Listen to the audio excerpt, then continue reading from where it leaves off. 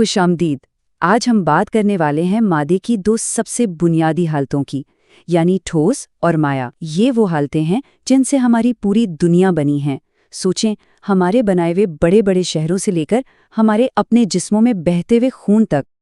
तो आइए एक बड़े सवाल से शुरू करते हैं। एक पहाड़ और एक समंदर में असल में फ़र्क क्या है? वैसे तो जवाब बहुत सीधा सा लगता है ना? एक चीज़ सख्त है और अपनी जगह जमी हुई है, और दूसरी बहती रहती है, हरकत करती है। लेकिन असल बुनियादी फ़र्क हमारी नज़रों से बहुत दूर, एक इंतहाई छोटी माइक्रोस्कोपिक सतह पर छुपा हुआ है। आज के इस सेशन में हम सबसे पहले ज़र्रात की दुनिया में झांकेंगे, फिर हम ठोस और माया हालतों को ज़रा तफसील से देखेंगे, उनका आमने सामने मवाजना करेंगे, और आखिर में समझेंगे कि भाई ये सब जानना हमारी ज़िंदगियों के लिए इतना ज़रूरी क्यों है।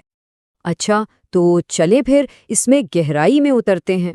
देखिए, पहाड़ और समंदर के फ़र्क को समझने के लिए ना हमें बहुत ही छोटा सोचना होगा। ये कहानी असल में दो ज़र्रात की है, और इस बात की कि वो एक दूसरे के साथ कैसा सुलूक करते हैं। तो सबसे अहम बात यह है, सारा खेल सिर्फ दो चीज़ों का है।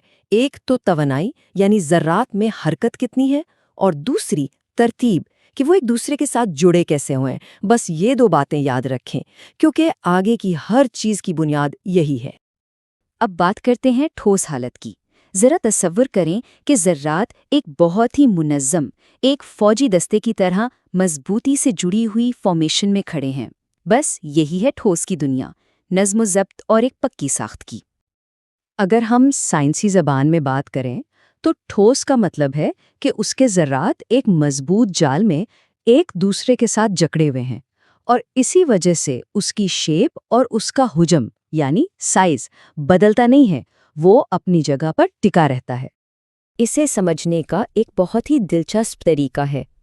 सोचें कि ठोस के ज़र्रात ऐसे डांसर्स हैं जो एक पोज में बिल्कुल फ्रीज हो गए हैं। वो इधर उधर हिलजुल नहीं सकते, बस अपनी ही जगह पर खड़े खड़े हल्की सी थरथराहट या वाइब्रेशन कर सकते हैं। इनमें एनर्जी तो है, लेकिन सिर्फ इतनी कि वो अपनी मुकर्ररा जगह पर थोड़ा सा हिल सकें। तो फिर इसकी ख़ास बातें क्या हुईं? ठोस की शक्ल और हजम दोनों फिक्स्ड होते हैं।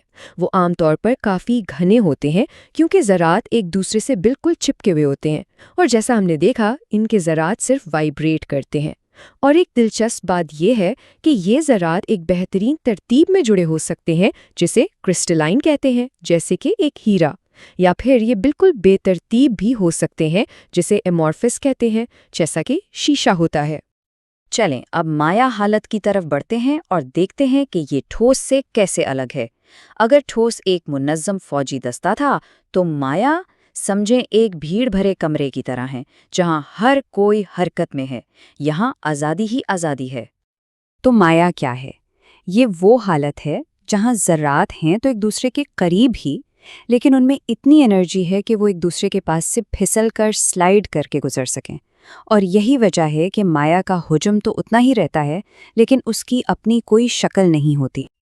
और ये मिसाल तो बहुत बेहतरीन तरीके से बताती है कि माया बहता क्यों है।